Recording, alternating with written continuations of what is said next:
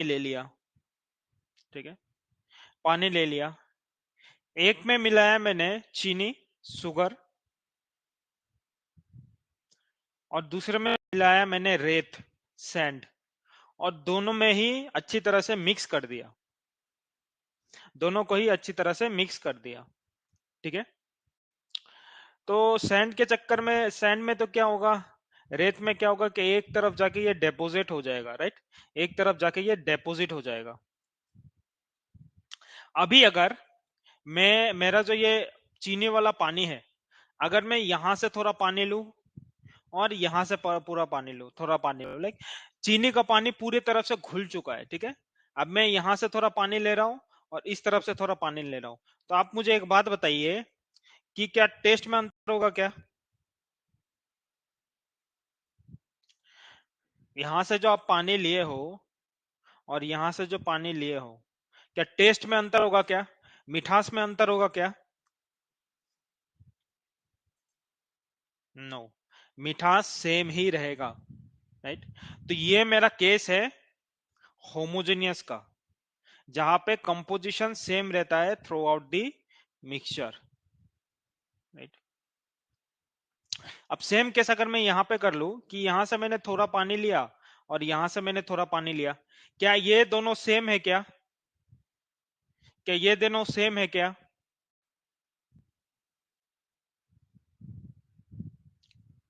नहीं है, राइट। एक तरफ सिर्फ आपको पानी मिलेगा, दूसरी तरफ आपको रेतीला वाला पानी मिलेगा, राइट, रेतीला पानी मिलेगा। तो ये हेट्रोजीनियस वाला सीन हो गया, जहां पे कंपोजिशन सेम नहीं है, राइट। तो this is the case of your heterogeneous,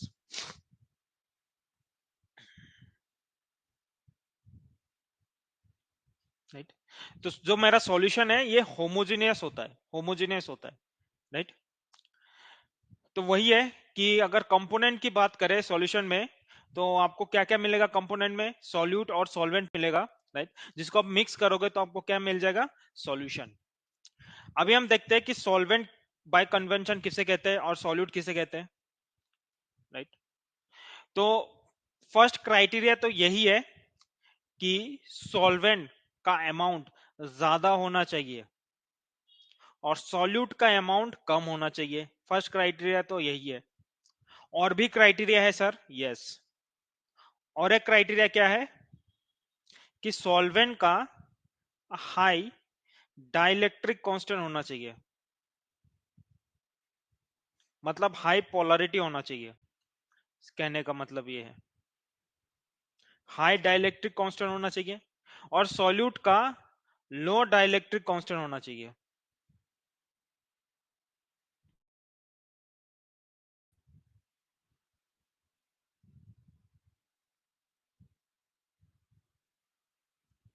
ठीक है, एक का हाई डाइलेक्ट्रिक कांस्टेंट, दूसरे का लो डाइलेक्ट्रिक कांस्टेंट।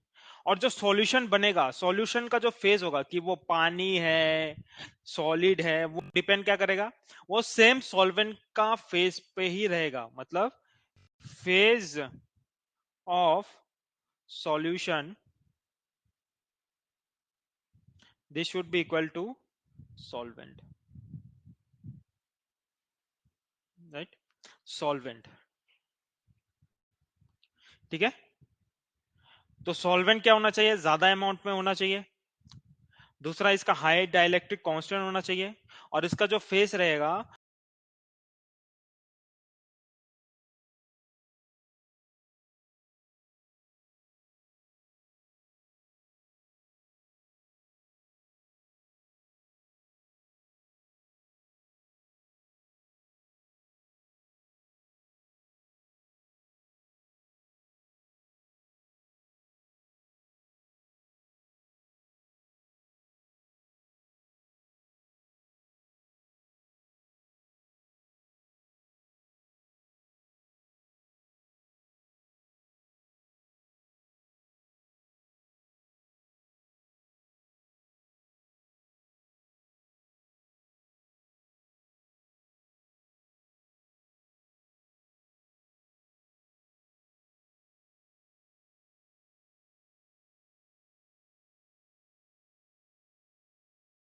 वो सेम सॉल्यूशन का फेस रहेगा, राइट। और सॉल्यूट में क्या होना चाहिए? सॉल्यूट में इसका अमाउंट जो होता है वो रिलेटिवली कम होना चाहिए, इसका डाइलेक्ट्रिक कांस्टेंट कम रहता है, ठीक है। एक सीन है कि हम सबको पता है कि वाटर जो है ये हमारा यूनिवर्सल सॉल्वेंट होता है, सभी को ये पता है। जो हमारा वाटर होता है वो यूनिवर्सल सॉल्वेंट होता है, यस। तो कहीं पे भी, राइट, आपका अगर तीन चार कंपोजिशन है, राइट, तीन चार कंपोनेंट है, वहां पे अगर वाटर दिख जाए, वहां पे अगर वाटर दिख जाए तो आंख मूंद के सीधा बोलना है कि मेरा जो वाटर है वो सॉल्वेंट है। तो वाटर जहां पे भी दिखे तो वो सॉल्वेंट हो जाएगा, ठीक है, चाहे उसका अमाउंट ज्यादा है या कम है। सीधा वाटर जहां दिखे सीधा बोल देना यही मेरा सॉल्वेंट है, ठीक है, यही मेरा सॉल्वेंट है। तो कंपोनेंट्स के ऊपर कि कॉन्स्टिट्यूएंट के ऊपर कि मैं सिर्फ एक सॉल्यूट एक सॉल्वेंट ले रहा हूं क्या, दो सॉल्यूट एक सॉल्वेंट ले रहा हूं क्या, कंपोनेंट्स के ऊपर, कॉन्स्टिट्यूएंट के ऊपर आपका सॉल्यूशन भी क्लासिफाई होता है, जैसे बाइनरी हो गया, टार्नरी हो गया, क्वाटरनरी हो गया। तो चलिए देख लेते हैं इसको एक बार। So let's discuss this over this video, मतलब एनिमेटेड वीडियो है। यहाँ पे जिसको जिसको सिकंजी बनाना नहीं आता है वो सिकंजी बनाना सीख जाएगा। यहाँ पे सिकंजी बना के आपको क्वाटरनरी, टार्नरी और बाइनरी समझाया गया है। So let's look into it.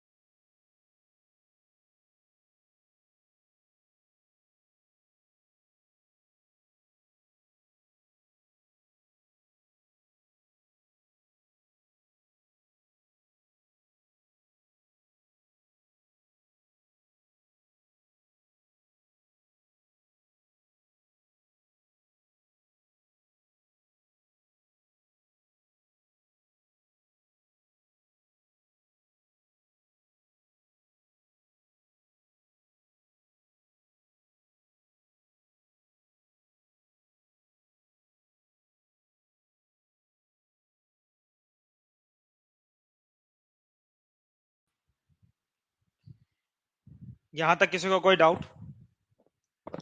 इस पॉइंट तक किसी को कोई डाउट?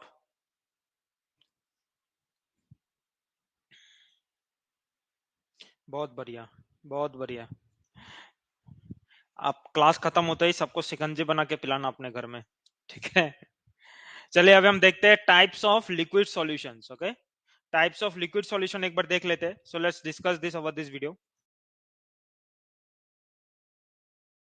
लिक्विड सॉल्यूशन कितने तरह के होते हैं?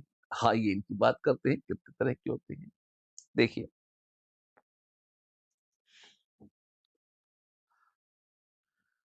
आप गैसेस को लिक्विड में घोल सकते हैं, हाँ जी, लिक्विड्स को लिक्विड में घोल सकते हैं बिल्कुल, और सॉलिड्स को भी लिक्विड में घोल सकते हैं। क्या बात है, जी हाँ। तीनों तरह के सॉल्यूशंस हमारे पास आएंगे और तीनों से आपको मेलजोल और परिचय पढ़ाना पड़ेगा। सबसे पहले गैसों को लिक्विड में घोल के देखते हैं क्या होता है। कोई एग्जांपल है इसका?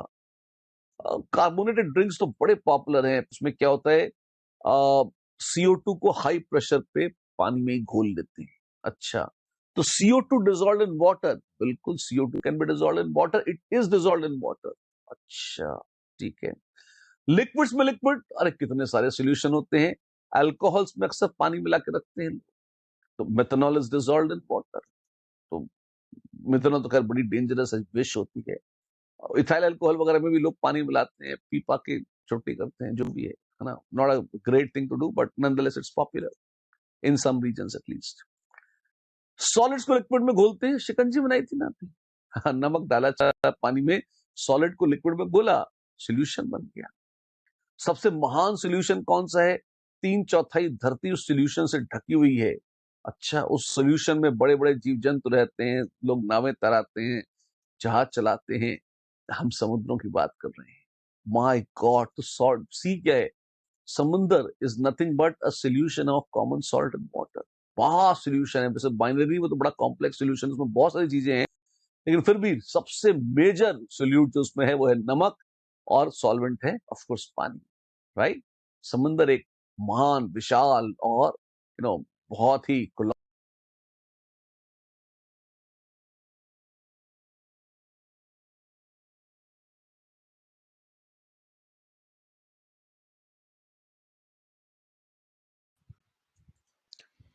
तो गैस इन लिक्विड का एग्जांपल हो गया carbon dioxide in water, liquid in liquid का methanol in water, solid in liquid का जैसे नमक हो गया पानी में। तो ये सारे लिक्विड सॉल्यूशंस के टाइप है। नेक्स्ट जो हम देखने वाले हैं वो है कंसंट्रेशन टर्म्स। तो इससे देखने से पहले आप ये बताइए कंसंट्रेशन क्या होता है, व्हाट इज कंसंट्रेशन।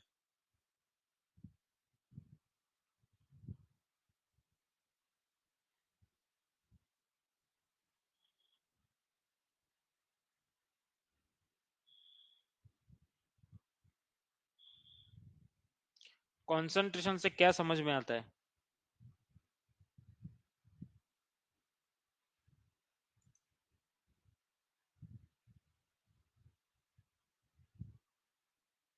विलेय की मात्रा, विलेय क्या होता है?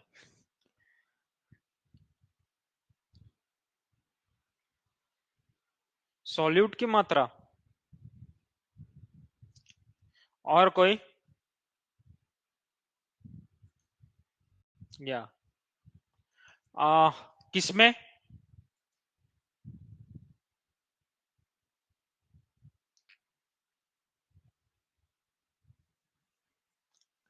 गाढ़ापन ऐसा पकड़ लो कि amount of solute in A solution, right.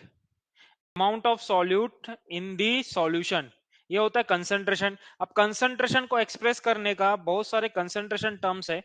जैसे सबसे पहले हम डिस्कस करने वाले परसेंटेज वेट बाय वेट, फिर परसेंटेज वॉल्यूम बाय वॉल्यूम, फिर percentage weight by volume, right. ये सब अपने क्लास 11th में पढ़ चुके हो, तो एक रिवीजन मारेंगे बस। So percentage wait by wait क्या होता है? Amount of solute in grams that is present पर 100 ग्राम ऑफ योर सॉल्यूशन, राइट। पर 100 ग्राम में कितना अमाउंट सॉल्यूट है ये बताता है परसेंटेज वेट बाय वेट। और इसको फॉर्मूला ऐसे लिख सकते हो, wait of solute in gram upon weight of solution in gram multiplied by 100। Next आता है परसेंटेज वेट बाय वॉल्यूम। इसका मतलब क्या होता है? Amount of solute in gram that is dissolved और present in 100 ml of your solution. और इसको फॉर्मूला में लिखेंगे तो कैसे लिखेंगे? Weight of solute in gram upon volume of solution in ml multiplied by 100, multiplied by 100, right. Similarly अगर हम बात करें परसेंटेज वॉल्यूम बाय वॉल्यूम का, परसेंटेज वॉल्यूम बाय वॉल्यूम की बात करें तो ये क्या बताएगा? ये बताएगा volume of solute present in 100 ml of your solutions, मतलब volume of solute in ml upon volume of solution in ml multiplied by 100, right. ये था परसेंटेज का टर्म्स। फिर आता है अदर कंसंट्रेशंस, जैसे स्ट्रेंथ हो गया, मोलारिटी हो गया, मोलालिटी हो गया, नॉर्मेलिटी हो गया, पीपीएम हो गया, पीपीबी हो गया, मोल फ्रैक्शंस हो गया, ये सारे आपके कंसंट्रेशन टर्म्स है। तो अगर स्ट्रेंथ की बात करें तो स्ट्रेंथ क्या बोलता है? स्ट्रेंथ बोलता है amount of solute in gram present per litre of your solution. Amount of solute in gram present per litre of your solution, that is your strength of solution. That is क्या है? Strength of solution, ठीक। तो एक question कर लेते हैं इसके ऊपर। तो एक क्वेश्चन है कि 6% weight by weight urea solution दे रखा है जिसका डेंसिटी 1.060 ग्राम पर ml। तो आपको बताना है कि इसका स्ट्रेंथ क्या है।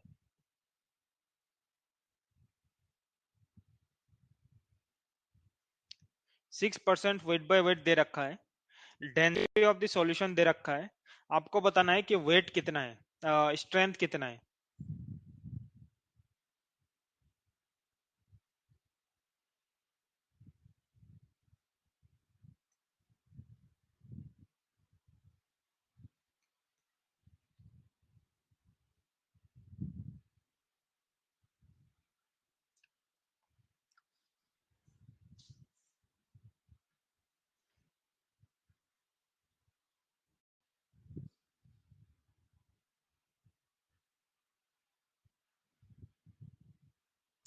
इसको सॉल्व करो और बताओ। हम्म, हम्म, हम्म, हम्म,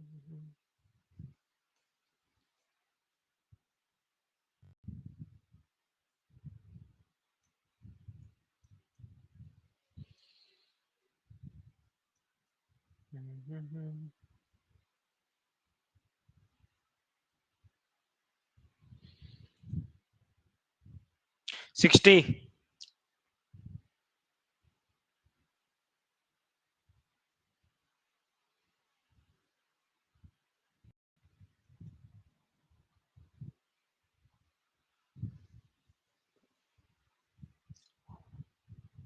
वैसे एटॉमिक मास की जरूरत नहीं पड़ेगी।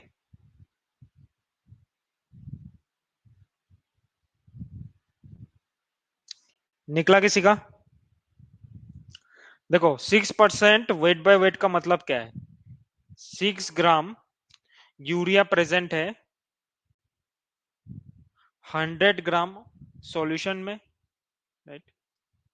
तो हमें सॉल्यूट का तो अमाउंट पता लग गया, हमें सॉल्यूशन का वॉल्यूम पता करना है। तो अमाउंट तो पता है, डेंसिटी पता है, तो वॉल्यूम निकाल लेंगे। तो वॉल्यूम क्या होगा? Mass upon density. तो पर ml इतना ml है, राइट? तो स्ट्रेंथ कितना होगा? तो 6/60 मल्टीप्लाइड बाय 1000। तो ये होगा अपना ग्राम पर लीटर। कि पर ml में कितना सॉल्यूट प्रेजेंट है उसको 1000 से मल्टीप्लाई कर दो तो पर लीटर में निकल जाएगा। तो ये कितना होगा? 6 multiplied by 1.06 upon 100 multiplied by 1000। तो ये दो गया, तो ये आंसर कितना निकलेगा? 63.6 ग्राम पर लीटर। 63.6 ग्राम पर लीटर होगा आपका आंसर।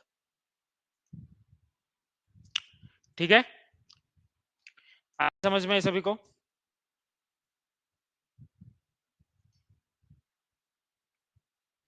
6% वेट बाय वेट दे रखा है, मतलब क्या है कि 6 ग्राम यूरिया प्रेजेंट है 100 ग्राम सॉल्यूशन में। तो सॉल्यूशन का और स्ट्रेंथ क्या होता है? Amount of solute in gram present in 1 litre of your solution. मतलब मुझे सॉल्यूशन का वॉल्यूम निकालना है। यहाँ पे सॉल्यूशन का वेट पता है हमारा 100 ग्राम, उसका डेंसिटी दे रखा है, तो वॉल्यूम निकल जाएगा। Density is equal to mass by volume, तो वॉल्यूम निकल जाएगा ऐसे। तो वॉल्यूम निकल गया। तो इतने वॉल्यूम में इतना प्रेजेंट है, तो 1000 ml में कितना प्रेजेंट होगा? बस वही क्या है, यूनिटरी मेथड। उसको सॉल्व करो तो निकल जाएगा 63.6। ठीक, तो इसका स्ट्रेंथ क्या निकलेगा? 63.6। नेक्स्ट आता है अपना मोलारिटी। मोलारिटी क्या बोलता है? Number of moles of solute present per litre of your solution. तो ये होता है moles upon volume in litre. इसको हम ऐसे भी लिख सकते हैं, moles upon volume in L multiplied by 1000। इससे हमारा मोलारिटी निकल आएगा। ठीक, तो ये क्वेश्चन करते हैं मोलारिटी के ऊपर। तो ये क्वेश्चन है कि आपके पास पोटेशियम क्लोराइड का सॉल्यूशन है, 100 ml सॉल्यूशन है जिसका कंसंट्रेशन है 0.1 मोलार। इसको हमें 0.2 मोलारिटी बनाना है। वो कैसे बनाएंगे? ये 4 ऑप्शन है, एक से ज्यादा आंसर हो सकते हैं। आपको कंसंट्रेशन डबल करना है इसका, इसका कंसंट्रेशन डबल करना है। वो कंसंट्रेशन डबल कैसे करोगे?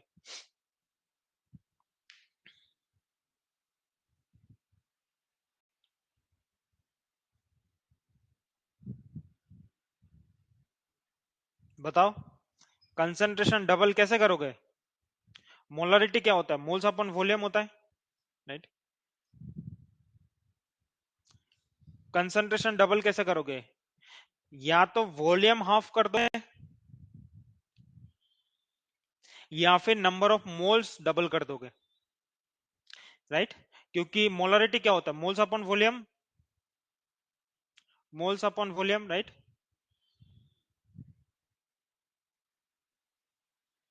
राइट। तो या तो हम मोल्स डबल करेंगे या फिर वॉल्यूम को आधा कर देंगे। ठीक है, तो यहां पे मेरा वॉल्यूम कितना था, 100 ml।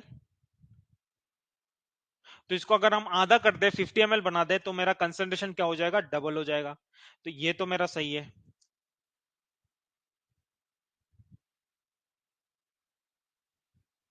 राइट। और मोल्स डबल करेंगे, लेकिन उससे पहले हमें मोल्स निकालना पड़ेगा कि इतने में कितना मोल्स है। तो देखो, मोलारिटी दे रखा है 0.1, मोल्स हमें निकालना है, वॉल्यूम दे रखा है 100 मल्टीप्लाइड बाई 1000। तो आपका मोल्स कितना निकलेगा, 0.01। 0.01 मोल्स है KCl का। तो इसको अगर मैं डबल करता हूं, तब मेरा कंसेंट्रेशन जाके डबल होगा। मतलब यहां पे मेरे को इतने मोल्स और चाहिए होगा। तो आपका आंसर हो जाएगा डी। समझ में आया? समझ में आया? किसको किसको समझ में नहीं आया, ये बताओ।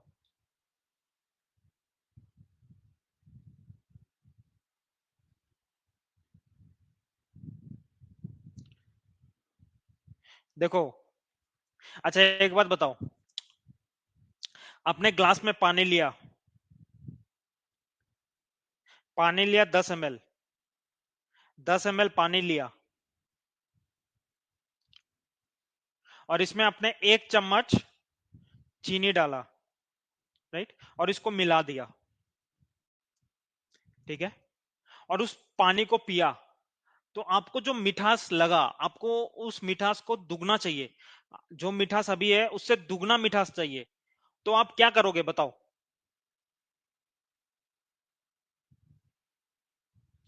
एक पानी लिया 10 ml, उसमें 1 चम्मच चीनी डाला, आप उसने पिया, आपने उसको पिया, और पीने के बाद ये महसूस हुआ मुझे ये जो अभी मिठास है उससे डबल मिठास चाहिए। क्या करोगे, 2 चम्मच डालोगे, मतलब मोल्स बढ़ाओगे KCl का, या फिर क्या करोगे, या फिर पानी हाफ कर दोगे, राइट, कि 1 चम्मच ही डालोगे चीनी, लेकिन पानी जो है 10 ml के बजाय 5 ml लोगे, तब भी मिठास डबल हो जाएगी। होगी कि नहीं होगी? होगी कि नहीं होगी? होगी ना। तो बस वही किया है, एक में पानी आधा किया है और दूसरे में चीनी बढ़ा दिया है। बस यही था कंसेप्ट। इसमें क्या है, हमने मोल्स निकाला है, मोलरिटी दे रखा है, वॉल्यूम दे रखा है, मोल्स निकाल लिया। तो मोल्स हमारा आया कितना, 0.01 मोल। मतलब हमें यहां से समझ में आया कि हमने 1 चम्मच चीनी डाला था, तो मतलब इतना ही और 1 चम्मच डाल दूंगा तो मेरा मिठास दुगना हो जाएगा। बस वही कंसेप्ट है। आ गया अभी समझ में?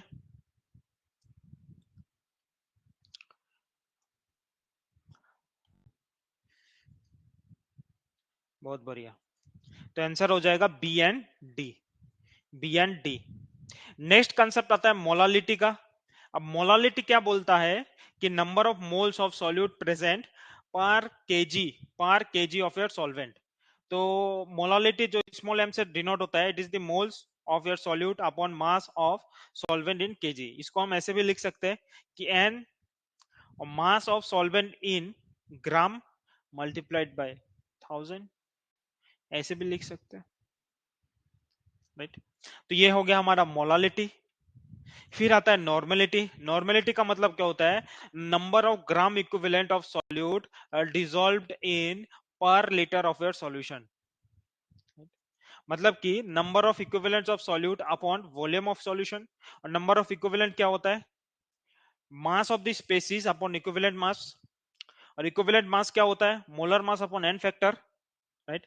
मतलब कि हम ये लिख सकते हैं कि number of equivalent, this is nothing but N factor multiplied by moles.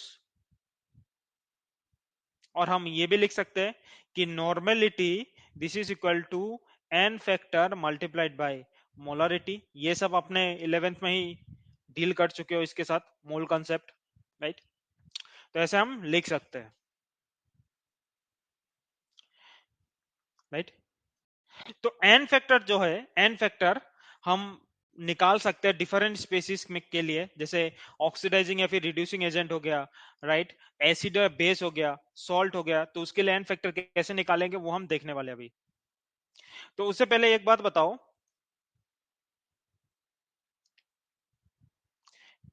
Equivalent क्या होता है? इक्विवेलेंट यही समझ लो, सीधी सीधी बात है, n factor multiplied by moles.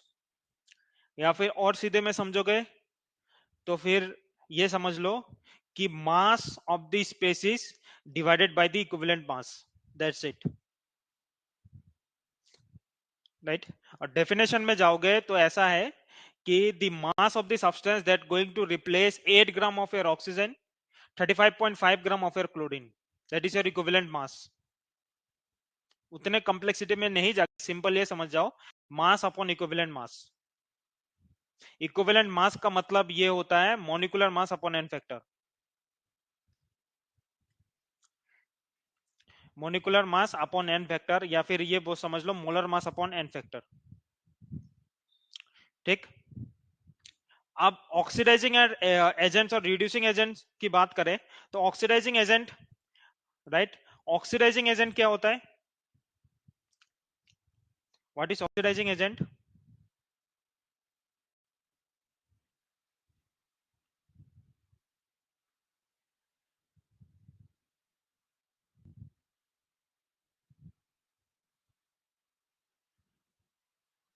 जो ऑक्सी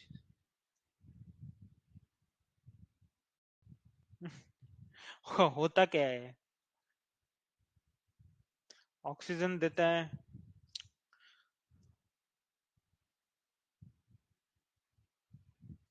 और कोई?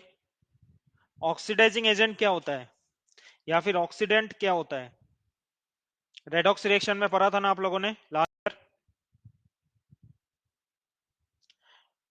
मतलब ऑक्सीडाइजिंग एजेंट क्या मतलब क्या होता है कि दूसरे को ऑक्सीडाइज करता है और खुद रिड्यूस हो जाता है, राइट। और रिड्यूसिंग एजेंट का मतलब क्या होता है? दूसरे को रिड्यूस करता है और खुद ऑक्सीडाइज हो जाता है।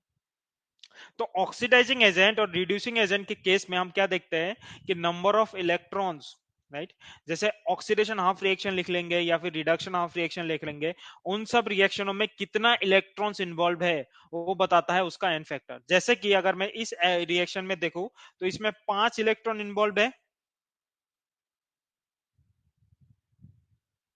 राइट, 5 इलेक्ट्रॉन इन्वॉल्व है, तो इसको हम बोलेंगे n factor is equal to 5। अच्छा एक बात बताओ, लास्ट ईयर भी आप लोगों का बाइलिंगुअल क्लास था, यही था जिसमें कंटेंट इंग्लिश वाला था, राइट, और एक एक्सप्लेनेशन हिंदी में था, मतलब हिंदी में टीचर्स पढ़ाते थे, राइट, 11th में।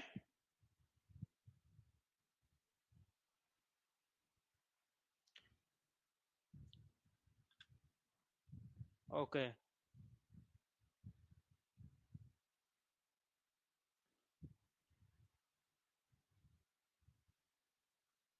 देखो 11th की क्लास आपने अटेंड नहीं की, तो मैंने बताया था ना आप लोगों को शायद पहले भी कि आप लोग इन 4 चैप्टरों को पढ़ लेना पहले। किसी ने बताया था कि सर कर लेंगे। आप लोग को वीडियो तो मिला होगा ना 11 का रिकॉर्डेड वीडियो, उसमें मैंने 4 चैप्टर पहले बताया था कि पढ़ने के लिए, राइट। तो उसको करो, पहले उसको खत्म करो। सबसे पहले मोल कंसेप्ट ही कर लो, क्योंकि मोल कंसेप्ट जो है वो इलेक्ट्रोकेमिस्ट्री में भी आएगा, ठीक है, तो उसको खत्म कर लो, मोल कंसेप्ट। तो इसमें 5 इलेक्ट्रॉन इन्वॉल्व है, तो इसका एन फैक्टर कितना हो जाएगा? 5, राइट। एसिड बेस के लिए कैसे निकालेंगे कि कितना H प्लस वो दे रहा है? एसिड का देखेंगे हम कितना H प्लस दे रहा है। जैसे HCl की बात करें तो ये कितना H प्लस देगा? केमिस्ट्री में भी आएगा।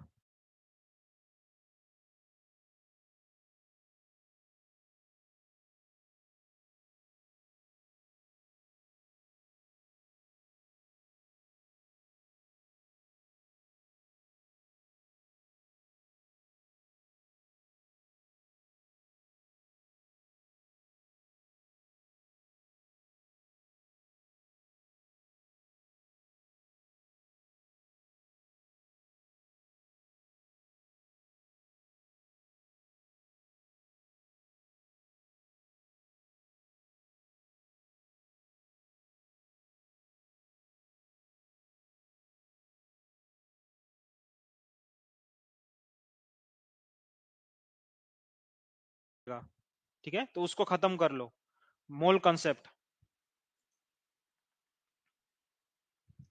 तो इसमें 5 इलेक्ट्रॉन इन्वॉल्व है, तो इसका एन फैक्टर कितना हो जाएगा? 5, राइट। एसिड बेस के लिए कैसे निकालेंगे कि कितना H प्लस वो दे रहा है? एसिड का देखेंगे हम कितना H प्लस दे रहा है। जैसे HCl की बात करें तो ये कितना H प्लस देगा?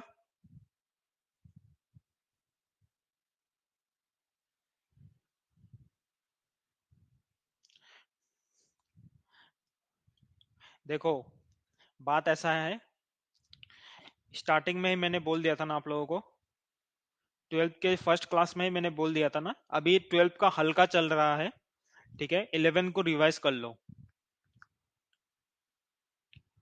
ठीक है, अभी सिर्फ दूसरा चैप्टर ही है, उसको रिवाइज कर लो, बेनिफिशियल रहेगा। अभी तक हो जाना चाहिए था आप लोगों का, नहीं हुआ, ट्राई करो खत्म करने के लिए, एटलीस्ट 4 चैप्टर जो मैंने बोला है, राइट, वो मैनेज करना पड़ेगा आप लोगों को, मैनेज करना पड़ेगा, राइट। एसीएल में कितने H प्लस होगा? 1, तो इसमें एन फैक्टर कितना होगा? 1। सल्फ्यूरिक एसिड का बोले तो इसमें कितना होगा?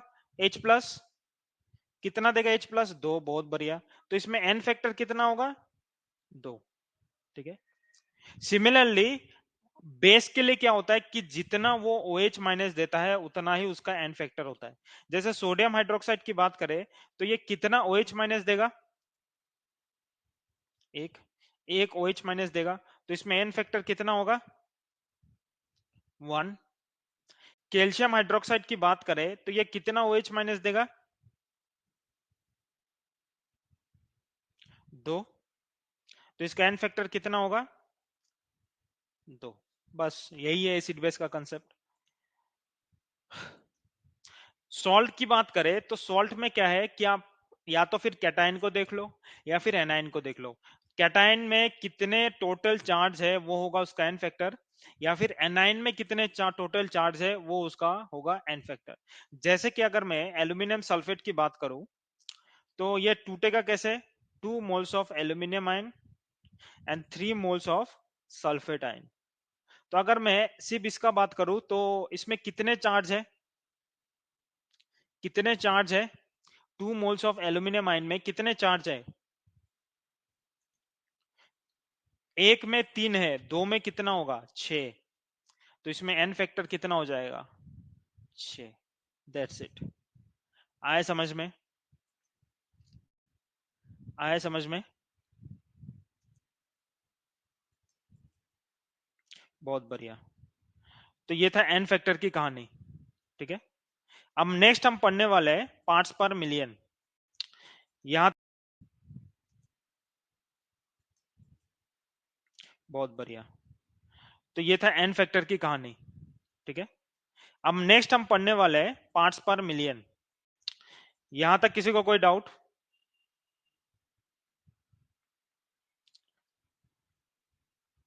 यहां तक किसी को कोई डाउट? ओके। पार्ट्स पर मिलियन क्या होता है कि आपका सॉल्यूशन है, अब सॉल्यूशन का मैंने मिलियन पार्ट में तोड़ दिया। मिलियन का मतलब होता है 10 लाख, 10 लाख पार्ट में मैंने तोड़ दिया मेरा एक सॉल्यूशन को। तो उन 10 लाख पार्ट सॉल्यूशन में कितने पार्ट्स आपके सॉल्यूट का है वो बताता है पार्ट्स पर मिलियन, वो बताता है पार्ट्स पर मिलियन, राइट, पार्ट्स पर मिलियन, ठीक है। तो पार्ट्स पर मिलियन के देखो फॉर्मूलास होते हैं, जैसे पार्ट्स पर मिलियन वेट बाय वेट, मतलब weight of your solute in gram upon weight of your solution in gram multiplied by 10 to the power 6. Similarly parts per millions weight by volume का मतलब क्या है? Weight of solute in gram upon volume of solutions in ml multiplied by 10 to the power 6. Parts per million moles per moles क्या होता है? Moles of solute upon moles of solution multiplied by 10 to the power 6. तो ये होता है parts पर million, right. और आपको अगर पार्ट्स पर बिलियन बोला जाए, पीपीबी, तो क्या होगा? मतलब 1 बिलियन पार्ट में, सॉल्यूशन के 1 बिलियन पार्ट में कितने पार्ट सॉल्यूट के हैं वो बताता है पार्ट्स पर बिलियन। उसमें क्या करना होता है, उसमें कुछ नहीं, ये 10 टू द पावर जो 6 है उसके बदले 10 टू द पावर 9 आ जाएगा, उसके बदले 10 टू द पावर 9 आ जाएगा। ठीक है, तो ये होता है पार्ट्स पर मिलियन, मिलियन एंड पार्ट्स पर बिलियन। ठीक, नेक्स्ट आता है मोल फ्रैक्शन।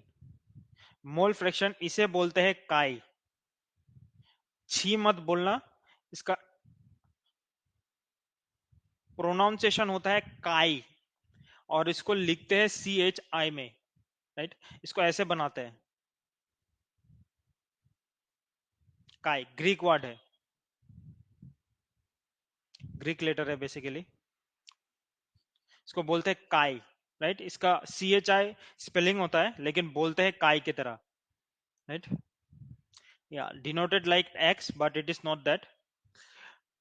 तो ये क्या होता है कि it is the ratio of mole, number of moles of a particular component to the total number of moles of all the component. जैसे कि अगर मैंने बाइनरी सॉल्यूशन ले लिया, बाइनरी सॉल्यूशन ले लिया सपोज ए एंड बी का,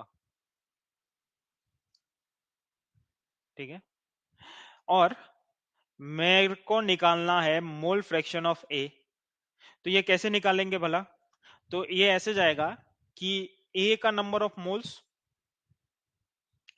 upon में टोटल मोल्स, मतलब कि ए का नंबर ऑफ मोल्स अपॉन में number of moles of A plus number of moles of B. ठीक है, ऐसे निकलता है मोल फ्रैक्शन, राइट। ऐसे ही अगर मैं बी का लिखूं तो वो क्या होगा, number of moles of B upon number of moles of A plus number of moles of B. और जितने भी कंपोनेंट है उन सब का मोल फ्रैक्शन अगर मैं ऐड कर दूं तो वो कितना बन जाएगा, 1।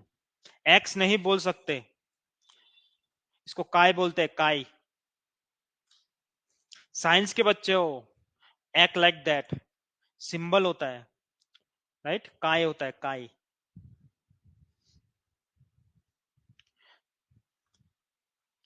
राइट, काय होता है। जल्दी जल्दी में टीचर लोग भी एक्स बोल देते हैं लेकिन गलत है। यहां तक समझ में आया? यहां तक समझ में आया? तो ये होता है मोल फ्रैक्शन, ये होता है मोल फ्रैक्शन, राइट, ये होता है अपना मोल फ्रैक्शन। तो जितने भी कंसंट्रेशन टर्म्स है जिसमें वॉल्यूम आ रहा है, 12th में नहीं 11th में है। 11th में एक्स बोलते हैं लेकिन उसको काय बोलते हैं, मोल फ्रैक्शन के टर्म्स में काय आता है, राइट। सो क्या बोल रहा था मैं, हाँ, कि जितने भी कंसंट्रेशन टर्म्स में जहां पे वॉल्यूम आता है, राइट, वो सारे टेम्परेचर पे डिपेंडेंट होता है। जैसे नॉर्मेलिटी हो गया, मोलारिटी हो गया, परसेंटेज वेट बाय वॉल्यूम हो गया, परसेंटेज वॉल्यूम बाय वॉल्यूम हो गया, ये सारे टेम्परेचर डिपेंडेंट रहता है, ये सारे टेम्परेचर डिपेंडेंट रहता है। कौन टेम्परेचर इंडिपेंडेंट रहता है? जैसे मोलालिटी, जैसे ये मोल फ्रैक्शन, जैसे परसेंटेज वेट बाय वेट, ये सारे के सारे, ठीक है, टेम्परेचर इंडिपेंडेंट रहता है। पीपीएम, ये सारे टेम्परेचर इंडिपेंडेंट रहता है क्योंकि इसमें कोई वॉल्यूम का टर्म से नहीं है। ठीक है, तो ये था सारे के सारे कंसंट्रेशन टर्म्स, आपका 11th का कंसेप्ट जो आपने मोल कंसेप्ट में सीखे होंगे, राइट। तो ये था 11th कंसेप्ट। अभी हम फिर से सॉल्यूशन वाले में आ जाएंगे, ठीक है। अब हम पढ़ने वाले हैं कि types of solutions, types of solution में सैचुरेटेड, अनसैचुरेटेड और सुपर सैचुरेटेड सॉल्यूशंस हम देखने वाले हैं, ठीक है।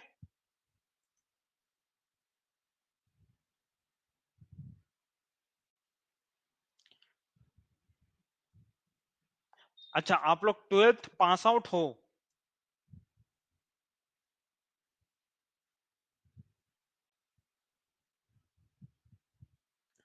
अच्छा, ओके।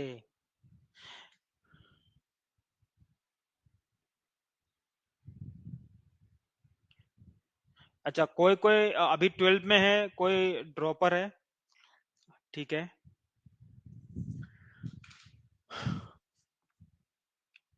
कोई नहीं, देखो जो जो ड्रॉपर है उनके पास तो टाइम है।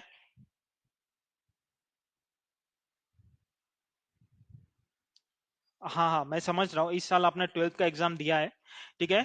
तो आप लोगों को तो स्कूल जाना नहीं होता है, तो आप लोगों के पास तो टाइम है, तो आप 11 तो कंप्लीट कर ही सकते हो, राइट।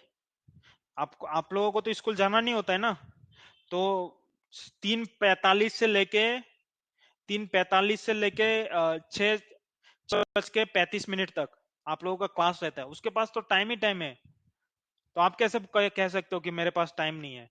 जो स्कूल जा रहे हैं उनके पास टाइम नहीं हो सकता है, कि ये मैं मान सकता हूँ, लेकिन आप लोगों के पास तो है। आप लोग जल्द से जल्द 11 खत्म करो, ठीक है। 11 का 4 चैप्टर खत्म करो, और जिनके पास नहीं है पहले मोल कॉन्सेप्ट पढ़ लो, ठीक है।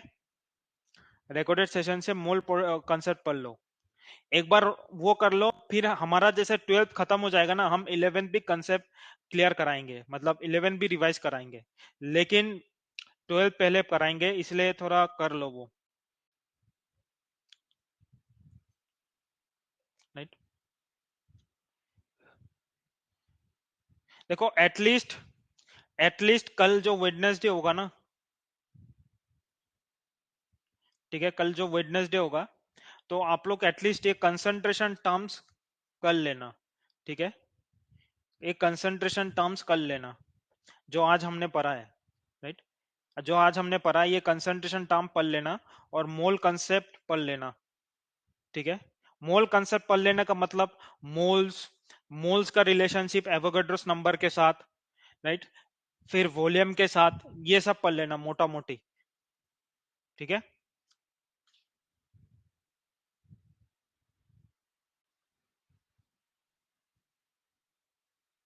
यस, मूल कंसेप्ट पढ़ लेना बहुत। रिकॉर्डेड सेशन में स्किप वाला नहीं होता है, आपको देखना पड़ता है, मतलब आप स्किप कर करके आगे वाले देखना होता है ना, वो नहीं होता है यूजुअली। देखो, क्या करना है, क्या करना है, नोट्स बनाने मत बैठना। एक पेपर लेना A4 साइज का, इस टाइप का, ठीक है। पेपर लेना, नोट्स मत बनाना, पेन लेके बैठना बस, और जो पढ़ा रहा है ना ध्यान से सुनना। नोट्स बनाने के फिरत में मत रहना, ध्यान से सुनना क्लास में क्या पढ़ाया जा रहा है, समझना उसको, फिर बुकलेट उठाना, ठीक है।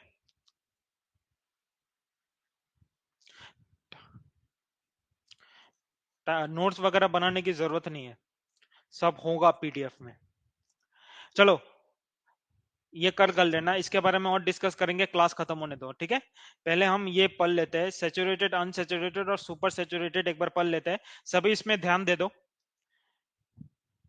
सभी इसमें ध्यान दो। देखो, बात यह है कि ये स्टेज से मैं भी गुजरा हूँ। ज्यादातर स्टूडेंट्स जो होता है ना, वो नोट्स बनाने के फिरत में ही रहता है, वो नोट्स इकट्ठा कर करके अपना पूरा घर लाइब्रेरी बना देता है। वैसे स्टूडेंट्स का कभी सिलेक्शन नहीं होता, चाहे आप UPSC देख लो, JEE देख लो, कुछ भी देख लो, बहुत सारे मिलता है। मिनिमम कॉपी होना चाहिए, मिनिमम नोट्स होना चाहिए, और मैक्सिमम रिवीजन होना चाहिए, दैट्स इट, ठीक है। जितना अंडरस्टैंडिंग अच्छा होगा आपका, उतना ही बेहतरीन होगा। यस। चलो, अभी सैचुरेटेड और अनसैचुरेटेड में आ जाओ सारे, ठीक है। यहाँ पे भी मैंने क्या किया, एक ग्लास लिया, अब ग्लास में मैंने पानी भरा, ठीक है। और गर्मी अचानक से बढ़ रही है, ठंडा पानी मत पीना, फ्रिज का पानी मत पीना, बुखार आ जाएगा, 3-4 दिन के लिए पढ़ाई मिस हो जाएगी, मत करना वो सब काम। सपोज पकड़ लो, ये 20 ml का पानी है मेरे पास, ठीक है, 30 डिग्री सेल्सियस में रखा हुआ है, 30 डिग्री सेल्सियस में 20 ml का पानी है मेरे पास। अब मान के चलो कि इस 20 ml में 5 ग्राम चीनी घुल सकता है मैक्सिमम, राइट।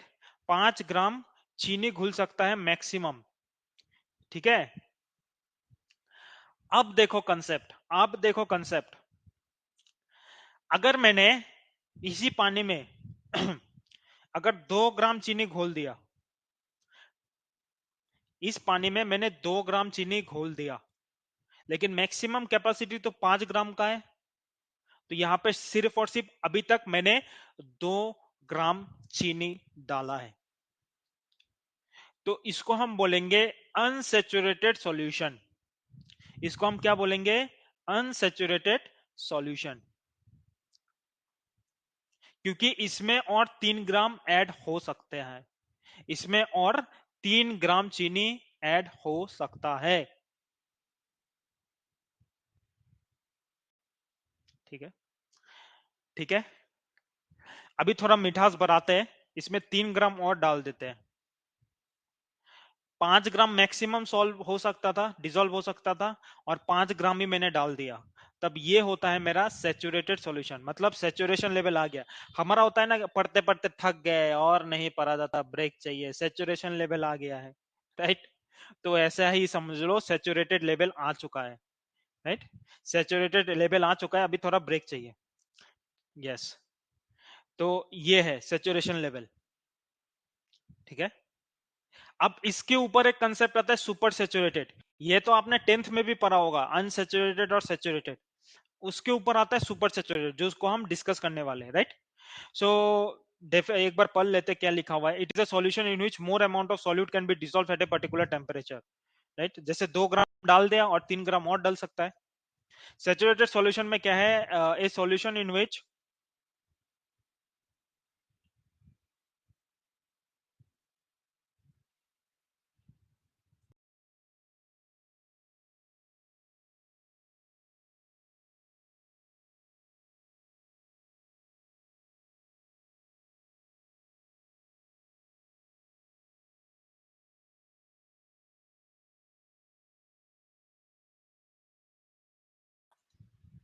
क्या था? सेचुरेटेड सॉल्यूशन का मतलब क्या है? It is a solution in which no more solute can be dissolve, no more solute can be dissolve, right? ये होता है सेचुरेटेड सॉल्यूशन। अभी नेक्स्ट हम पढ़ने वाले हैं सुपर सेचुरेटेड सॉल्यूशन क्या होता है, राइट? सुपर सेचुरेटेड सॉल्यूशन क्या होता है वो हम देख लेते हैं एक बार। Okay, let's discuss this over this video. ध्यान से सुनना, सब लिखने की जरूरत नहीं है, ध्यान से सुनना। क्या रिपीट करो? सेचुरेटेड और अनसेचुरेटेड समझ में नहीं आया?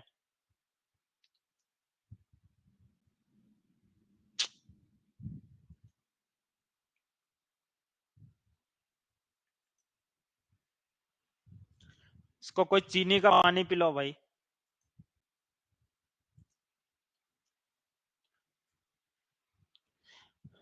देखो 20 ml का पानी है, ठीक है? 20 ml का पानी है, 20 ml के पानी में 5 ग्राम चीनी घुल सकता है, ठीक है? सुनो ध्यान से, 20 ml का पानी है, उसमें 5 ग्राम चीनी घुल सकता है, राइट? 5 ग्राम चीनी घुल सकता है, ठीक है? अभी मैंने 20 ml का पानी लिया, अब उसमें सिर्फ और सिर्फ मैंने 2 ग्राम चीनी डाला है, तो वो मेरा एग्जाम्पल है अनसेचुरेटेड सॉल्यूशन का, क्योंकि उसमें और 3 ग्राम चीनी और घुल सकता है, राइट?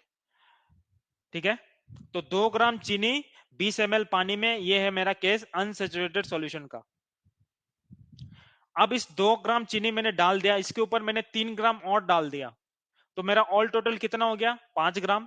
तो 5 ग्राम घुल सकता था, मैंने 5 ग्राम ही डाल दिया, तो इसके ऊपर और नहीं घुल सकता इस टेम्परेचर में और इतना अमाउंट में, तो वो मेरा हो गया सेचुरेटेड सॉल्यूशन। तो वो हो गया मेरा सेचुरेटेड सॉल्यूशन, इसके ऊपर और नहीं घुल सकता, राइट? तो ये था सेचुरेटेड और अनसेचुरेटेड की कहानी। अब हम सुपर सेचुरेटेड को बोलते हैं। Okay, let's discuss about your super saturated. मान लीजिए आपके पास चीनी है, चाइनीज चाइनीज नहीं, सॉल्ट वाली, नमक चीनी वाली चीनी, शुगर वाली चीनी, ठीक है।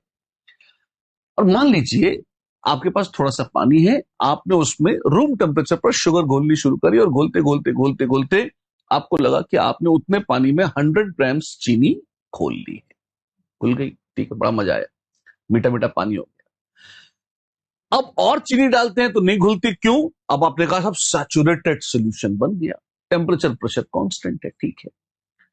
हमने कहा एक काम करो, पानी को गर्म कर लो, 25 डिग्री सेल्सियस की बजाय इसको गर्म करके आप 100 डिग्री सेल्सियस कर किया। टेम्परेचर बढ़ाने पर कुछ ऐसा होता है कि चीनी आराम से घुल जाती है, ज्यादा घुल जाती है। तो जो सोल्यूशन 25 डिग्री सेल्सियस पर सैचुरेटेड सोल्यूशन था 100 ग्राम शुगर के साथ, अब हमने टेम्परेचर बढ़ा के 100 डिग्री कर दिया। अब वो सैचुरेटेड नहीं रहा, वो अंडर सैचुरेटेड हो गया। मैंने उसमें और चीनी घोली, घुल गई। खोलता गया खोलता गया खोलता गया, मान लो मैंने उसमें 70 ग्राम शुगर और घोल ली, 70 ग्राम और घोल ली। हाँ, अब टोटल उतने ही पानी में जिसमें 25 डिग्री सेल्सियस पर, ध्यान से सुनना, जिसमें 25 डिग्री सेल्सियस पर कितनी चीनी थी, मान ली सिर्फ 100 ग्राम्स। अब 100 डिग्री सेल्सियस पर उसमें 170 ग्राम शुगर घुल गई है, बिल्कुल। अब मैंने एक काम करते हैं, अब ये तो घुल गई, कहां जाएगी। अब मैंने उसे हीट करना बंद कर दिया और ऐसे ही छोड़ दिया, बल्कि आसपास लिक्विड नाइट्रोजन डाल के एकदम तेजी से ठंडा कर दिया, कुछ भी ड्रामा करके मैंने ठंडा कर दिया उसे। क्यों? अब यहां पर देखो, बहुत एकदम रोमांचक बात है, ध्यान से सुनना तुम। अगर मैं बहुत रैपिडली, सावधानी पूर्वक उसे ठंडा करूं, उसमें झटके ना दूं, कहीं टक टक ना करूं, उसमें कुछ डालू नहीं, अगर बर्तन बिल्कुल चिकना और स्मूथ हो, रफ एजेस ना हो उसमें, और सडनली उस चीनी के सॉल्यूशन को अगर मैं वापस ठंडा करके 25 डिग्री पर ले आता हूं, तो एक बड़ी विचित्र, बड़ी अद्भुत बात दिखाई देती है। क्या होना तो ये चाहिए था कि 25 डिग्रीज पर मैक्सिमम जो घुल सकती थी वो कितनी थी, 100 ग्राम्स। तो और हमने धोखाधड़ी करके टेम्परेचर बढ़ाया, 100 डिग्री पर 170 ग्राम घोल लिया, तो 100 घुल सकती थी, 170 घुल गई। हाँ जी। तो जब हम ठंडा करेंगे इसको, जब हम ठंडा करेंगे इसको, तो अब क्या होगा, अब ये वापस आ जाएगी कितने पे, 100 ग्राम्स पे। हाँ जी, ये वापस आ तो जाएगी 100 ग्राम्स पे। तो होना ये चाहिए कि 70 ग्राम शुगर को, ईमानदारी की, जो ऑनेस्टी की बात है वो ये कि सैचुरेटेड सॉल्यूशन 100 ग्राम पे बनता था, तो एक्स्ट्रा 70 ग्राम, 70 ग्राम जो घुल गए उसको वापस निकल जाना चाहिए, निकल जाना चाहिए। क्या वो निकलती है? वो भूल जाती है। व्हाट? ये कैसी बात है? दिमाग है क्या सोल्यूशन में कि भूल जाते? वो भूल जाती है। आप उसे रैपिडली ठंडा करें, सोल्यूशन बिल्कुल स्मूथ है, बर्तन बिल्कुल स्मूथ है, सोल्यूशन तो स्मूथ ही होता है खैर, बर्तन बिल्कुल स्मूथ है, चिकना चुपड़ा है, कहीं रफ एजेस नहीं है, कोई गंदगी कचरा नहीं है, आप उसे डिस्टर्ब नहीं करें। ये सारा ड्रामा जरूरी है। अगर ये सब है और आप तेजी से अगर उस बर्तन को कूल करेंगे, जिसमें 170 ग्राम, 170 ग्राम चीनी आपने घोल रखी है 100 डिग्री पर, और वापस 25 डिग्री पर ले आएंगे, वो घुली रह जाएगी, वो भूल जाएगा। अरे ऐसा है। हाँ, कई बार होता है ना, हम क्लास बोल रहे हैं, पढ़ा रहे हैं, बच्चे हाँ हाँ हाँ ऐसे करते आते तो धीरे धीरे वो भूल जाते हैं कि वो क्लास में उनके दिमाग के ऊपर से आने लगता है। फिर हम टोकते हैं, अरे क्या कर रहा है, टक टक, थोड़ा नॉक नॉक, हाँ, और याद आ जाते हैं, अच्छा हाँ क्लास थी। वैसे ही उस सोल्यूशन को आप टैप करें, टैप टैप, किसी चम्मच से टक टक खटखटा दें, चम्मच डाल दें, कोई कण डाल दें उसमें, कोई पार्टिकल डाल दें, कुछ भी डिस्टर्ब कर दें।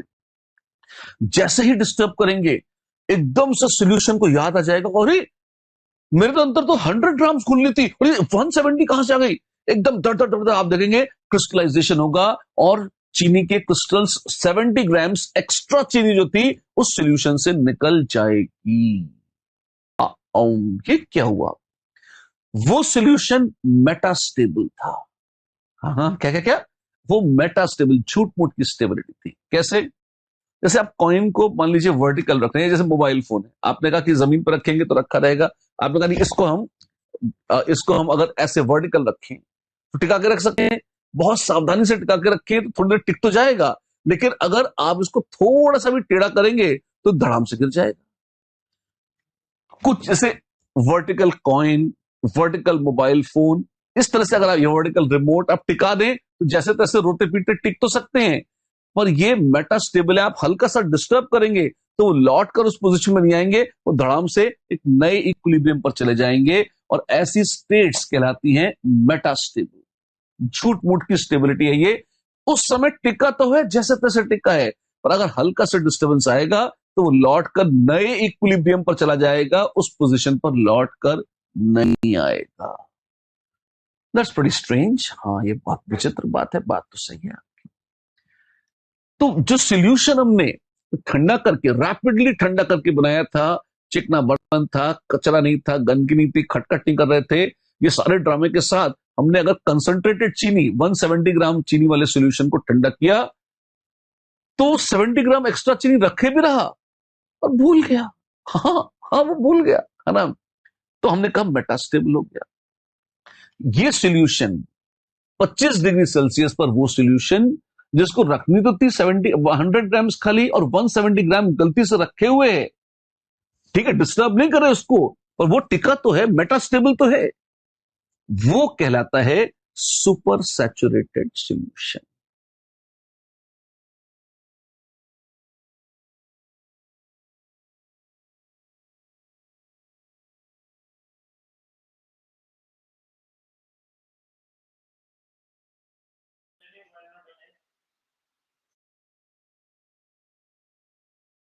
एक्चुअली इसमें ये होता है कि जब आप तेजी से ठंडा कर रहे हो ना, तो सॉल्यूशन में जो चीनी घुली है उसको अगर बाहर आना है तो उसको छोटे छोटे छोटे छोटे क्रिस्टल्स बनाने पड़ेंगे। सबसे पहले एक फेज होता है जिसको हम कहते हैं न्यूक्लिएशन, जिसमें छोटे छोटे dot dot dot dot dot dot crystals के बहुत सूक्ष्म क्रिस्टल्स प्रकट होते हैं पूरे सॉल्यूशन में। और फिर ये जो स्टेप है जिसको न्यूक्लिएशन कहते हैं, इसके बाद चीनी के पार्टिकल्स उसी पर जमते जाते हैं और थोड़े मोटे मोटे सॉलिड क्रिस्टल्स बन जाते हैं। पर चीनी को जमने के लिए कोई सॉलिड आधार चाहिए होता है जिसके ऊपर शुगर के क्रिस्टल सॉल्यूशन से निकलकर जम सके। तो अगर आप उसमें कुछ छिड़क देंगे, पाउडर छिड़क दिया, कोई भी पाउडर, मिट्टी डाल दी, पाउडर डाल दिया, आटा डाल दिया, चीनी डाल दी, कुछ भी डाल दें, तो आपको सॉलिड सरफेस मिल जाती है जिसपे चीनी निकलकर चिपक सके। वो चिपक जाएगी और सॉल्यूशन मेटास्टेबल था तो वो डिस्ट्रॉय हो जाएगा, सुपर सैचुरेटेड नहीं रह जाएगा, एक्स्ट्रा चीनी बाहर फेंक देगा। पर अगर उसको आप जगह ही न दें, तुम कहीं नहीं चिपक सकते, पूरा सॉल्यूशन क्लीन है, बर्तन स्मूथ है, कहीं स्क्रैचेस होंगे, रफ होगा, वहां चिपक जाता था, कोई बहाना नहीं दिया आपने उसको। तो पहले चीनी के छोटू मोस्ट कणों को निकलने की जगह नहीं मिलती, बस वो सोचते थे कब जाए कब जाए कब जाए। आप उसमें आपने टंग उसको डिस्टर्ब कर दिया, कुछ भी हेटेरोजेनिटी पैदा करी, आपने न्यूक्लिएशन किया तो तुरंत चीनी उसके ऊपर चिपक जाएगी और उसके बाद क्रिस्टलाइजेशन हो जाएगा। लेकिन न्यूक्लिएशन अगर आप नहीं होने देंगे तो बस वो बस जैसे तैसे रह जाता है वहां पर, और इसी के चक्कर में सुपर सैचुरेटेड सॉल्यूशन बन जाते हैं। इतनी सी बात थी, राइट। चलिए, इससे आता है a solution which contains more amount of dissolved solute than in saturated solution at a particular temperature and pressure is called a supersaturated solution. Yes, इसलिए ठीक है। जैसे कि हमने कहा था, डस्ट फ्री वेसल होनी चाहिए, हाँ जी, स्मूथ होनी चाहिए। मैं तो इसमें स्क्रैच स्क्रैच भी नहीं होना चाहिए, वो सारा ड्रामा है। ये मेटास्टेबल है, जैसे हमने कहा था। मैकेनिकल स्ट्रेस मतलब चम्मच से खटखटा दिया, टक कर दिया, किसी तरह का प्रेशर अनइवन डाल दिया तो, सच एज शेकिंग या addition of solute causes deposition of solute. कुछ भी डिस्टर्ब करेंगे, बहाना मिलते ही न्यूक्लिएशन होगा, न्यूक्लिएशन होते ही एक्स्ट्रा चीनी निकल जाएगी और सुपर सैचुरेटेड सॉल्यूशन नष्ट हो जाएगा, राइट। अच्छी बात है। देखिए एक बार डिमॉन्स्ट्रेशन भी दिखा रहे हैं।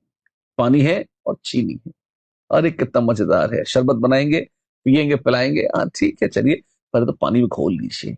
घुल गया, अच्छे से घोट रहे हैं, चला रहे हैं, घुलती जा रही है, चीनी धीरे धीरे देखिए गायब हो गई, घुल गई बेचारी। अब हमने एक अंडर सैचुरेटेड सॉल्यूशन बनाया है। कैसे पता? और चीनी डालते हैं, बार बार घुल रहे हैं, घुल जाएगी, घुलेगी, घुलेगी, है ना। तो आप देखिए इस तरह से जो ये अनसैचुरेटेड या अंडर सैचुरेटेड सॉल्यूशन है, इसी में हम कहते हैं थोड़ा और चीनी डालो, डालते जाओ, डालते जाओ, डालते जाओ, रिपीट कर करके। कब तक? जब तक घुलनी, एक्स्ट्रा घुलनी बंद न हो जाए, ठीक है। तो घुलती गई, घुलती गई, घुलती गई, कब तक? जब तक उसका एक्स्ट्रा डिसोल्यूशन बंद ना हो जाए। ये क्या मिल गया? इससे मिल गया एक सैचुरेटेड सॉल्यूशन। कैसे पता सैचुरेटेड है? और चीनी डाल के चेक कर रहे हैं हम, है ना, और देख रहे हैं कि सैचुरेटेड सॉल्यूशन, देखो नीचे चीनी पड़ी हुई है ना इसमें, इसका मतलब है अब मैक्सिमम जितना घुल सकती थी घुल गई। गरम कर लो, कर लिया साहब, और ये घुल गई है तो घुल गई। वो जो सैचुरेटेड था रूम टेम्परेचर पर, हीटेड में सैचुरेटेड नहीं है, और धनाधन चीनी घोलते गए, घोलते गए, घोलते गए, है ना। और फिर हमने कहा क्या बन गया? ये सुपर सैचुरेटेड है। हाँ, ये सुपर सैचुरेटेड सॉल्यूशन है। क्यों? Super saturated solution high temperature पर तो वो सॉल्यूशन है, वो सुपर सैचुरेटेड नहीं है। पर अगर आपने उसे ठंडा किया है, अब वो सुपर सैचुरेटेड है। जैसे मिश्री वगैरह बनाते हैं लोग, क्या करते हैं, उसमें धागा लटका दिया आपने, जैसे जैसे ठंडा होगा वैसे वैसे उसके ऊपर क्रिस्टल्स जमते जाएंगे। आप देखिए मिश्री जम गई इस तरीके से। और वेल, ये सुपर सैचुरेटेड अब भी नहीं है, ये भी ध्यान दीजिए। चीनी निकल गई तो सुपर सैचुरेटेड नहीं है, टेम्परेचर ज्यादा था तब भी सुपर सैचुरेटेड नहीं है। सुपर सैचुरेटेड कब होगा, जब आपने ज्यादा टेम्परेचर पर घोल तो लिया, अब धोखे से ठंडा कर लिया, ठंडा करने पर भी जिससे चीनी बाहर नहीं निकली है, वो सॉल्यूशन सुपर सैचुरेटेड था। मिश्री जमने के बाद ये तो तब है जब सुपर सैचुरेटेड नष्ट हो गया है, उसकी कहानी है।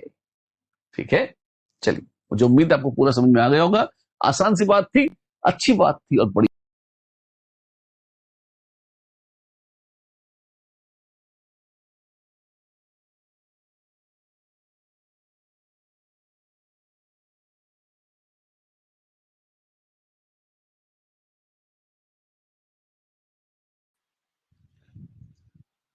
तो ये था सुपर सैचुरेटेड सॉल्यूशन, राइट, कि सेम 30 डिग्री सेल्सियस अगर मैं 20 ml में 5 ग्राम के जगह अगर 7 ग्राम डिसॉल्व कर दूं तो वो जाएगा सुपर सैचुरेटेड सॉल्यूशन। तो ये सब जो चीजें हैं ये गवर्न करती है क्या, एक simple concept that is solubility. ये सॉल्युबिलिटी क्या बोलता है, it is the maximum amount of solute that can be dissolve in the given amount of your solvent at particular temperature, that is your solubility, right. और ये जो solubility है ये किस चीजों पे डिपेंड करता है, ये डिपेंड करता है nature of solute and solvent, right. Solute और सॉल्वेंट का नेचर क्या है, जैसे लाइक डिसॉल्व लाइक, मतलब पोलर डिसॉल्व होगा पोलर में, नॉन पोलर होगा नॉन पोलर में। टेम्परेचर पे डिपेंड करता है और प्रेशर पे डिपेंड करता है, right? तो सबसे पहले हम डिस्कस करने वाले हैं solubility of gas in a liquid, right. यहां तक किसी को कोई डाउट?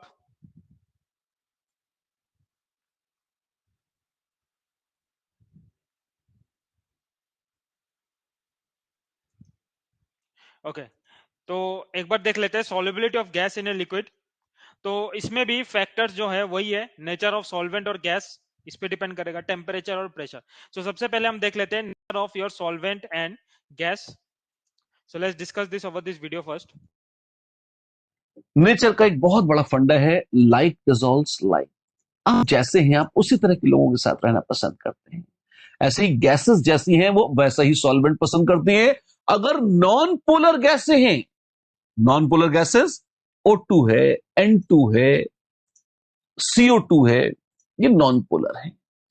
तो ये ज्यादा मजे से घुल जाती हैं नॉन पोलर सॉल्वेंट्स में, जैसे जैसे CCl4 है, जैसे साइक्लोहेक्सेन है, जैसे बेंजीन है, इनमें आराम से घुल जाएंगे। और अगर पोलर सॉल्वेंट पे इनको घोलेंगे तो इतने प्यार से नहीं घुलेंगे, जैसे पानी में नाइट्रोजन या ऑक्सीजन बहुत ज्यादा नहीं घुलते। क्या कैसे बात कर रहे हो, तो मछलियां, बच्चे हमेशा पूछते हैं, उनको लगता है कि मछलियां तो पानी में रहती हैं, सांस लेती हैं, तो पानी में तो खूब सारी ऑक्सीजन घुल जानी चाहिए। ऐसा होता नहीं है। भगवान ने ऐसी दुनिया बनाई है कि थोड़ी बहुत ऑक्सीजन जो पानी में घुली रहती है, उसी के दम पर मछलियां जी लेती हैं आराम से। अच्छा, हाँ, लीला है प्रभु की। और जिन मछलियों को बहुत ज्यादा ऑक्सीजन चाहिए, वो फिर सतह पर, सरफेस पर आकर सांस लेती हैं मुंह खोलकर हवा से, जैसे वेल। अच्छा, रेयर है, अधिकांश तो पानी में जितनी होती है जी लेती हैं उससे।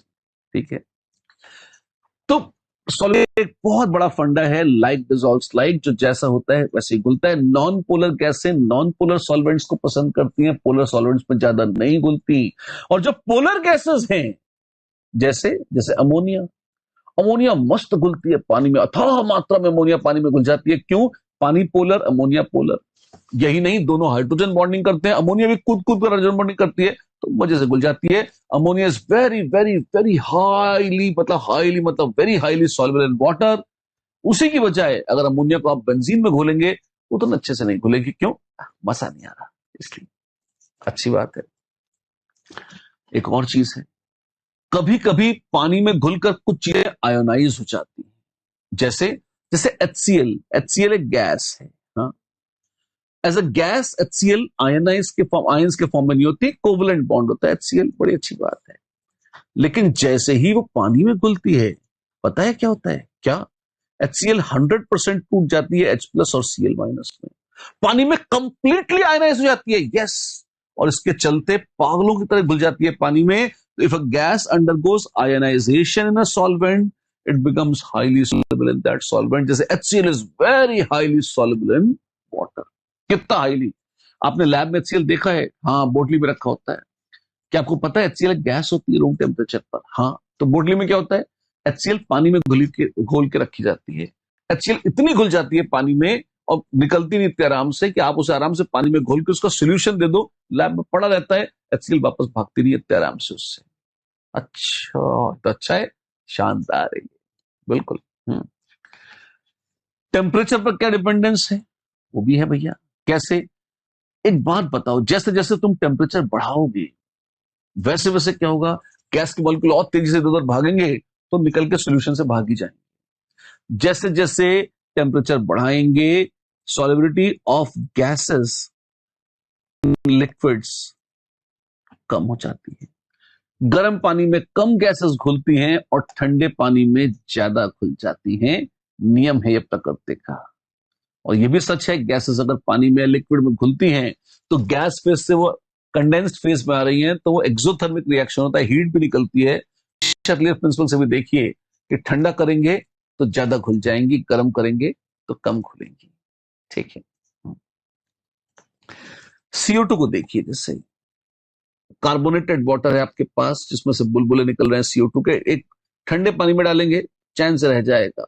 हाँ, वो पेप्सी वगैरह भी लोग कोल्ड ड्रिंक जब जितने भी कार्बोनेटेड वाटर्स हैं उनको फ्रिज में रखते हैं या फ्रीजर में रखते हैं, हाँ ठंडा करके रखते हैं, उसमें गैसेस ज्यादा आराम से घुल जाती हैं. गर्म पानी में देखिए रखा तो बुलबुले ज्यादा तेजी से निकलने लगे. क्यों?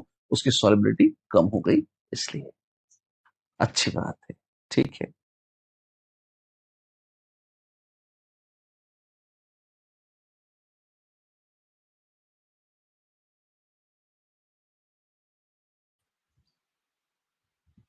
सो ज्यादातर जो एक्सोथर्मिक प्रोसेस है, राइट, और सोलिबिलिटी डिक्रीज होता है with the increase in temperature.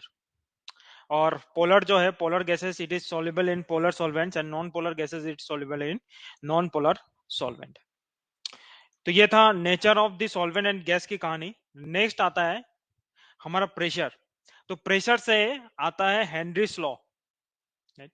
ये क्या बोलता है, राइट, कि किसी भी गैस का solubility, right, in a liquid at A given temperature वो डिपेंड करता है, राइट, उस गैस का पार्शियल प्रेशर कितना है, उस गैस का पार्शियल प्रेशर कितना है उस लिक्विड के ऊपर, राइट. तो ये है हमारा हेनरीज लॉ जो बोलता है कि सॉल्युबिलिटी, आपका गैस कितना सॉल्युबल होगा इस लिक्विड पे, राइट, वो डिपेंड करता है कि इस गैस का पार्शियल प्रेशर कितना है इस लिक्विड के ऊपर. So that is your Henry's law. इसका मैथमेटिकल फॉर्म देख लेते हैं एक बार. तो लेट्स सी इस मैथमेटिकल फॉर्म फर्स्ट. अगर गैसेस पानी में घुलती हैं तो कितनी घुलती है पानी में, ये डिपेंड करता है कि उन पर प्रेशर कितना लगाया जा रहा है. जैसे जैसे प्रेशर बढ़ाते जाएंगे गैस किसी भी लिक्विड में ज्यादा घुलती जाएगी. ये था Henry's law. X is proportional to P. ये एक तरीका है जिससे हेनरीज लॉ लिखा जाता है. पर ये बोले उसके पहले मैं एक दो बातें आपको और बताना चाहता हूं जो बहुत बहुत जरूरी है. क्या? हेनरीज लॉ तब एक्यूरेट है जब गैस पानी से रिएक्ट न करे. हाँ, क्या? जी हाँ. जैसे O2 है हवा, प्रेशर बढ़ाएंगे तो पानी में O2 ज्यादा घुल जाएगी. हाँ जी. एंड प्लीज नोट, ये जो इक्विलिब्रियम स्टैब्लिश हुआ है ये कौन सा है? ये है O2 गैस और यहां पानी है और ये हो गया O2 डिसॉल्व. तो ये जो इक्विलिब्रियम की बात हो रही है ये O2 गैस और O2 डिसॉल्व के बीच का इक्विलिब्रियम है. इसकी बात कर रहे हैं हेनरी महाराज. अच्छा, अच्छी बात है. और फॉर्मूला क्या दिया उन्होंने? उन्होंने कहा X is proportional to P. X क्या है? X is mole fraction. किसका? Of gas in solution. जो लिक्विड सॉल्यूशन है यहां पर जो गैस का मोल फ्रैक्शन है इसकी बात हो रही है एक्स में. और जो पार्शियल प्रेशर है ये कहां पर है? ये ऑब्वियसली बात है गैस फेज में. This is partial pressure of gas in gas phase. Partial pressure of the gas phase. gas phase में जो गैस का पार्शियल प्रेशर है वो हो जाएगा P. डन? ओके, चलिए इसी को थोड़ा सा आगे बढ़ाइए। तो लोगों ने कहा एक काम करते हैं, प्रोपोर्शनैलिटी को इक्वालिटी में कन्वर्ट करते हैं। अच्छा कैसे? आपने लिख लिया, मैं थोड़ा सा इसको इरेज कर देता हूं, साफ साफ देखिए। उन्होंने कहा P is proportional to K, या प्रोपोर्शनल था, उन्होंने कहा P is equal to KH into X। मैं आपको वार्न कर दूं, कभी कभी लोग उल्टा भी लिख देते हैं, X is equal to KH dash P, जहां KH dash is 1 upon KH। कुछ कुछ जगह से लिखा होता है, पॉपुलर यही है, ठीक है। हमें कैसे पता लगेगा जो कांस्टेंट दिया है वो KH है या KH डैश? यूनिट्स देख लेंगे, मैं बात तो कर लूंगा आगे, एक एक छोटे छोटे पॉइंट बता दूंगा, पहले मोटा मोटा फॉर्मूला देख लीजिए। X is proportional to P। आपको जो बहुत इंपॉर्टेंट बात ध्यान रखनी है वो ये, क्योंकि कभी कभी क्या होता है बच्चे इसमें Dalton's law of partial pressure लगाते हैं। उसका फॉर्मूला क्या था? P1 is X1P। तो कहते हैं देखो X यहां पे भी आ रहा है, P भी यहां पे आ रहा है, तो ये जो P है ये वाला P है, ये वाला P है, नॉनसेंस बातें हैं। ये जो X है ये लिक्विड सॉल्यूशन में है। आप ध्यान दें, दो अलग अलग फेजेस हैं। अगर दो अलग अलग फेजेस हैं तो दो अलग अलग कंसंट्रेशन कहे जाएंगे। एक है O2 का कंसंट्रेशन लिक्विड में, एक है O2 का कंसंट्रेशन गैस में।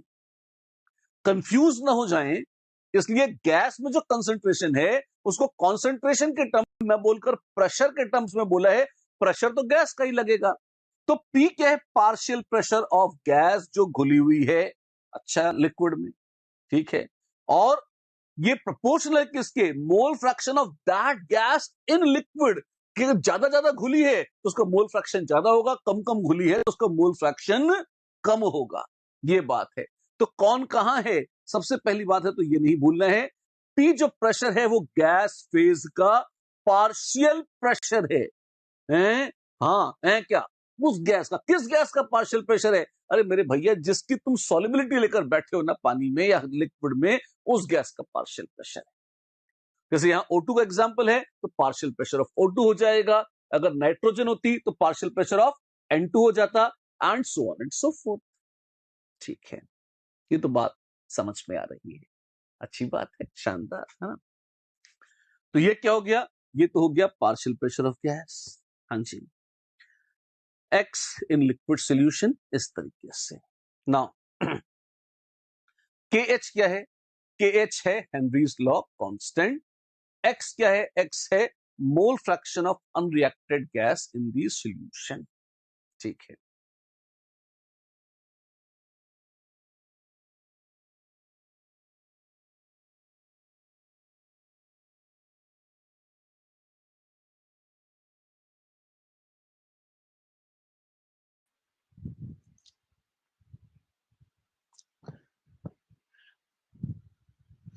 तो आया ये समझ में?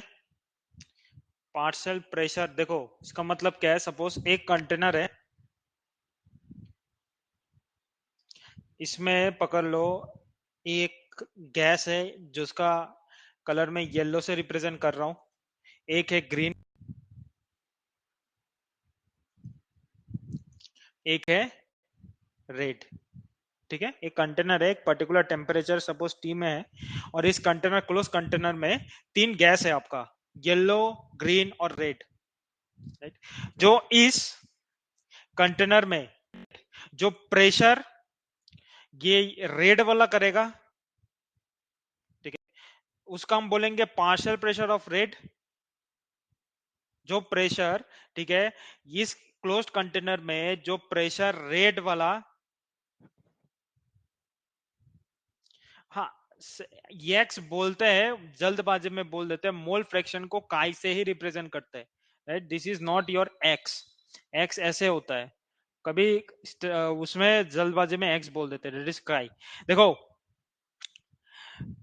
जो इस कंटेनर में मिक्सचर ऑफ गैसेस है, right,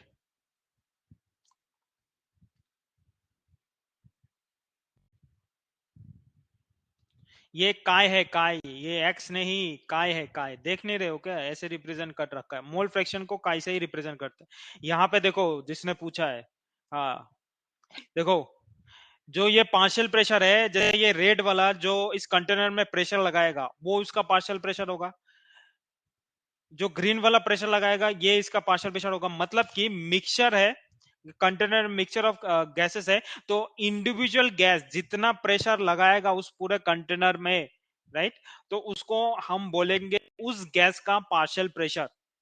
why not total pressure? क्योंकि टोटल प्रेशर इसलिए नहीं है क्योंकि यहाँ पे तीन टाइप की गैसेस है, जो टोटल प्रेशर होगा उन तीन टाइप के गैसेस का कॉम्बिनेशन होगा, तो पार्शियल प्रेशर हम नाम यूज करते हैं यहाँ पे, राइट। तो जो येलो का प्रेशर होगा वो येलो का पार्शियल प्रेशर होगा, जो ग्रीन का प्रेशर होगा उसको हम बोलेंगे ग्रीन का पार्शियल प्रेशर, जो रेड का प्रेशर होगा तो हम उसको बोलेंगे रेड का पार्शियल प्रेशर। ठीक है, कांस्टेंट मतलब उस पर्टिकुलर कंटेनर में जब हम उसको इंडिविजुअली रखेंगे, उस कंटेनर, जैसे अभी तीन गैस है, ठीक है, तीन गैस है, तो ये गैस इस टाइप से प्रेशर लगाती है कि बाकी दोनों गैस है ही नहीं, कंसिडर करके कि बाकी दोनों गैस है ही नहीं। ठीक है, जब हम इसको खाली रखेंगे इस कंटेनर के अंदर में, वो जो प्रेशर एग्जर्ट करेगा वही सेम प्रेशर ये मिक्सर के टाइम में भी वही सेम प्रेशर वो एग्जर्ट करेगा, और उसी प्रेशर को हम जब मिक्सिंग में रहता है तो हम उसी प्रेशर को बोलते हैं पार्शियल प्रेशर, राइट। कंटेनर अगर सेम रहेगा, सेम टेम्परेचर रहेगा तो प्रेशर भी सेम ही लगाएगा। तो ये था हेनरीज लॉ का, ये था हेनरीज लॉ का, राइट, मैथमेटिकल फॉर्म। इसके बारे में हम और डिस्कस करेंगे, डिटेलिंग करेंगे नेक्स्ट क्लास में, राइट। यहाँ पे एक क्वेश्चन है, उस क्वेश्चन को कर लेते हैं। तो क्वेश्चन कुछ ऐसा है कि परसेंटेज वेट बाय वेट दे रखा है, डेंसिटी दे रखा है, आपको मोलारिटी बताना है फॉस्फोरिक एसिड का।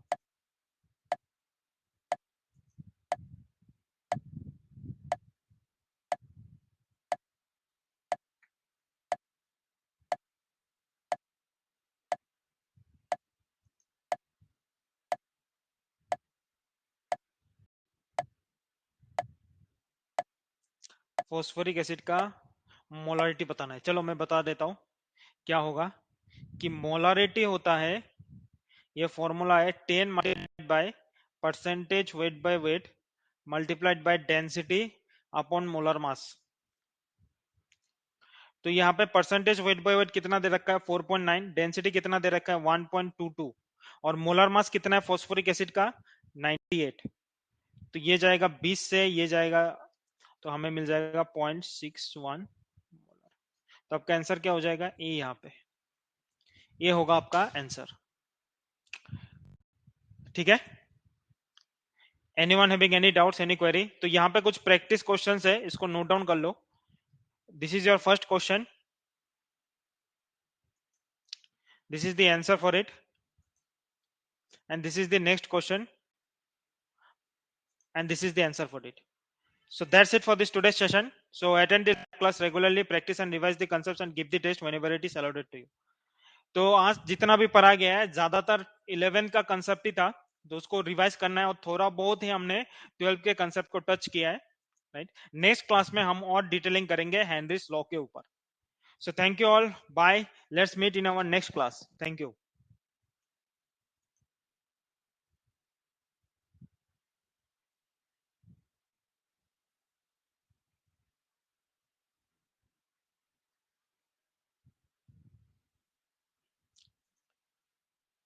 Bye all.